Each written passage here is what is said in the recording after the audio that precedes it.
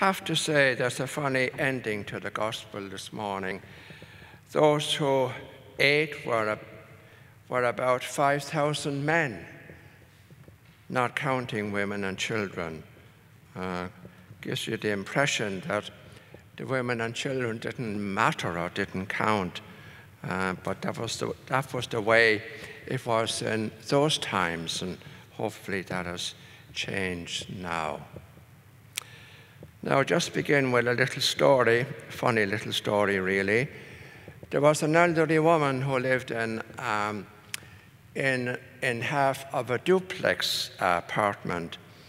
Next door to her lived the owner of the duplex, who was a man of no faith, no belief in anything, no religion.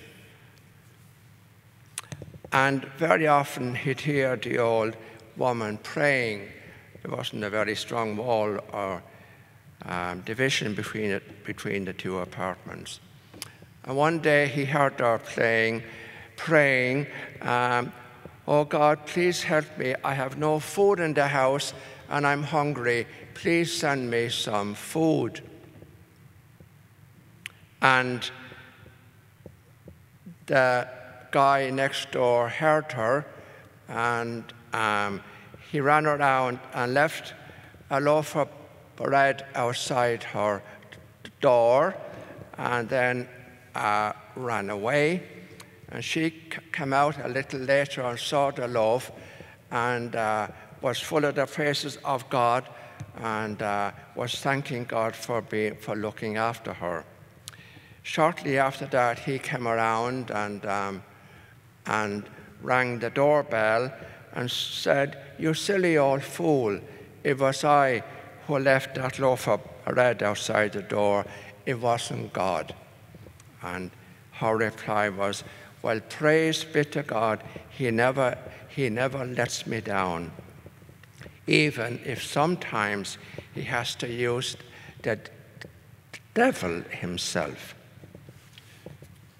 Now, having a more serious look at the gospel this morning, and maybe, hopefully, giving you a new insight into the gospel, something that I have realized in the gospel myself and maybe not before.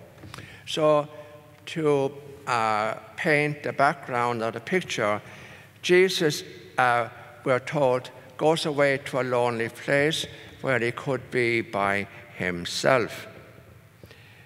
He was going through a sadness because he had just heard of the death of John the Baptist, and so he was mourning for John, and especially because of the unjust way in which John had been murdered. And so he wanted some time apart, sure, as you often want, some space, some time to do a little thinking. And then suddenly this vast crowd of people arrive. And what are we told? The immediate feeling Jesus has, he was filled with pity for them. So he forgot about himself and his own troubles, and he was filled with pity and compassion for the crowd. And then we're told he healed the sick. He healed the sick. Strange, not our idea of Jesus. The image we have of Jesus is he would give them a spiritual talk about how to get to heaven. No, he healed the sick. He was into what we would call today health care. Health care. Now, looking at health care for a moment, throughout the world, there is universal health care, except in one country. And guess what country that is? while you're actually living in that country where there is no universal health care. It's there for certain people, for people who can afford it. But for many, many, many, many people, there is no real health care. And today, if you follow the news and read the newspapers and so on, because of the coronavirus, many people now are without health care because their health insurance has ceased or because they can't afford to pay their insurance. And so Jesus was into universal health care. Then it comes to, he was aware of those who were sick, but he was also aware of their immediate needs. And their immediate needs was, they were out in the desert and they were hungry. So he was aware of that. Now we think God is so far beyond us and that he's up there and all he's interested in is what we do wrong. How did we get it so wrong? How did we get our religion so wrong? And if you look at the history of the church and look at your own individual history, you'll be more concerned about sins. The fact that you told a lie or you did something else or that you had a bad thought or something. Jesus was never into that. He was always concerned about people's immediate needs, and he was the image of God. And so, since he was the image of God, that's what God is like.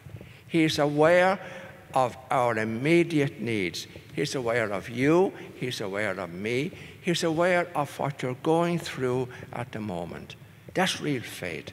You may not believe it, but that is the way. That's the God I believe in. Maybe not the God that you believe in, and many, many Catholics don't believe in, but Jesus is aware of what we're going through, and is always there to help us. Now, and the other thing, the disciples, the apostles, missed that point totally, because they came and said, well, look, how are you going to feed these people? And we get all involved in the miracle aspect of the gospel, that he fed 5,000 with 5 loaves and 2 fish. That is not the important point in the gospel this morning. The most important point in the gospel this morning is give them something yourselves. They said, oh, send them off to the villages and they can buy food for themselves. No, he said, do something yourselves. Show care for them. A very important point. And whatever little we have, if we're willing to share, God will do the rest and he'll do the multiplying. That's how God works. You know, I was reading some statistics recently, and in the total population of the world, there are something like 6 billion plus people, and 1 billion plus live in dire slums every day of their lives. And each and every day, 100,000 people, or more than 100,000 people, join them in living in inhuman conditions, in dire slums. And that's where God is concerned. Have you noticed, and read the gospel, and come back and tell me if I'm wrong. Jesus never spoke in the gospel about the way to get to heaven. But he spoke time and time again about how we treat one another, not about how to get to heaven. God is involved in the here and now, totally involved in this world, because that is where we are here and now. And that's, you know, before you deal with spirituality, you've got to deal with people's hunger and people's need. And that's what we ought to be about. Now, it gives me great comfort to say that I happen to be in a parish where we have a giving bank. And many people come there each and every week. And not just since the coronavirus began, but long before that. It's been going here for years. And many people depend on it. And many of you support that. That is absolutely wonderful. Absolutely wonderful, because without your support, we couldn't achieve what we achieve here each week in the giving bank, and that is wonderful. But, you know, that doesn't happen everywhere. And sometimes when we listen to our politicians and maybe to the present administration and government, you get the impression that there is no real compassion, no community. Take care of yourselves. But don't let us fall into that trap. That's the heart, and that's the core of the gospel that we have just read at Mass this morning. Look after one another insofar as you can. Look after one another. Be there for one another. That is the core message of the gospel this morning.